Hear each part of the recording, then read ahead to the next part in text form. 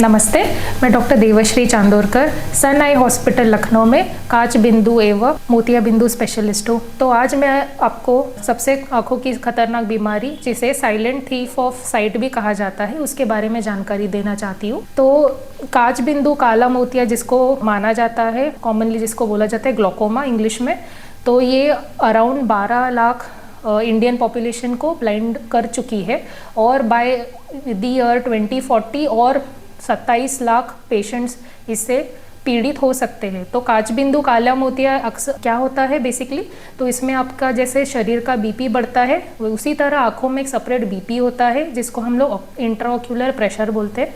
तो ये आईओपी या इंट्राओक्यूलर प्रेशर बढ़ने के वजह से नस पे दबाव आता है जिसका ब्लड सप्लाई, न्यूट्रिशन सब खराब हो जाता है और फिर धीरे धीरे पेशेंट को इरिवर्सिबल ब्लाइंडनेस माने अंधापन आता है जो ट्रीट नहीं हो सकता, यानी रिवर्स नहीं हो सकता। तो ये बीमारी के लक्षण क्या होते हैं, जैसे ये बीमारी है 2 प्रकार की, प्राइमरी ओपन एंगल जिसको बोलते हैं और एंगल क्लोजर बोलते हैं। तो बेसिकली ये बीमारी जो ओपन एंगल होती है उसमें पेशेंट को तो ऐसे कुछ कंप्लेंट्स नहीं होते हैं, बस धीरे धीरे सालों साल बाद अंधापन आना शुरू हो जाता है, जैसे ड्राइविंग में दिक्कत, चीज़ों से टकराना, ये सब। कुछ पेशेंट्स को पेन हो सकता है आँखों में, उनको इंद्रधनुष के घेरे भी दिखाई देते हैं, लाइट का हैलो दिखाई देता है रात में। तो ये सब प्राइमरी ओपन एंगल के कंप्लेंट्स है। कुछ पेशेंट्स को फाइनली जब ब्लाइंडनेस हो जाता है तब रियलाइज़ होता है कि उनको कांच बिंदु है।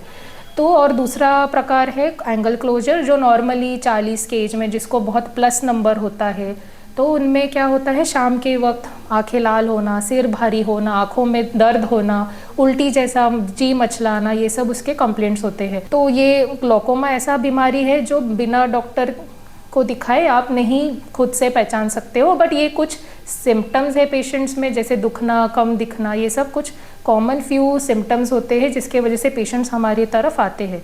तो कांच बिंदु ये बीमारी मोस्टली जब डॉक्टर आपको मशीन के द्वारा जो माइक्रोस्कोप है उसके द्वारा जो आपकी नस देखते हैं तब हमको समझ में आता है कि आपकी आंखों में कांच बिंदु बना है कि नहीं। और ये प्रेशर भी चेक किया जाता है ये बीमारी में। तो प्रेशर ही एक फैक्टर है जिसको हम प्रेशर कम करने के वजह से कांच बिंदु थोड़ा स्लो डाउन हो सकता है। इसको पूरी तरह से बॉडी से निकाला नहीं जा सकता, हम इसको जैसे शरीर का बीपी दवाई लेके कंट्रोल करते हैं वैसे ही आँखों के लिए कांच बिंदु के लिए ड्रॉप बने जाते हैं। तो वो स्टार्टिंग में हम लोग ड्रॉप से इसका ट्रीटमेंट देते हैं। तो किसको कांच बिंदु हो सकता है, तो कांच बिंदु किसी को भी हो सकता है, बाय बर्थ भी हो सकता है, पर normally after the age of 40 commonly देखा जाता है।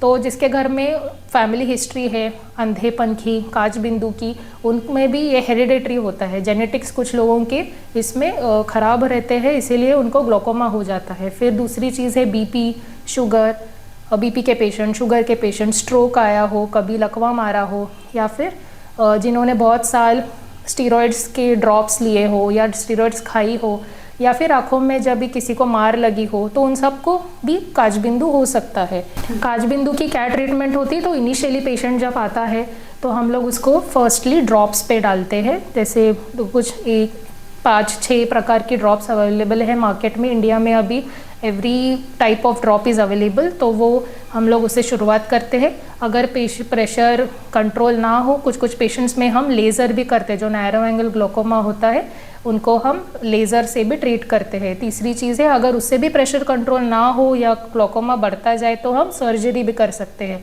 उसमें प्रेशर कम करने की सर्जरी होती है जिसको ट्रेबेक्युलेक्टोमी बोलते हैं, और एक शंट सर्जरी होती है जिसमें हम बाहर से एक्सटर्नल ट्यूब डालते हैं आपका प्रेशर कम करने के लिए। कांच बिंदु डिटेक्शन के लिए आज ही आप अपने डॉक्टर को, आँखों के स्पेशलिस्ट से मिलिए।